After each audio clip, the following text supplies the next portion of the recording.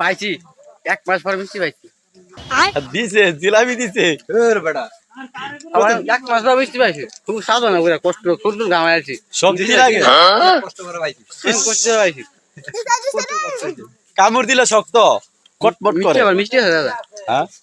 নি তো একটু তোর কাছে বড় আমারটা আমার সেই সাত হ্যাঁ সেই সাত শুধু হাত না এত সাত কে বুঝা কষ্ট কষ্ট আসলে মিষ্টি লাগা একটা মাস ধরে কষ্ট করতেছি আমি তো আই না মিষ্টি লাগিয়া সেই সাত ভালো কথা 1 মাস মিষ্টি পাইছি বুঝলি না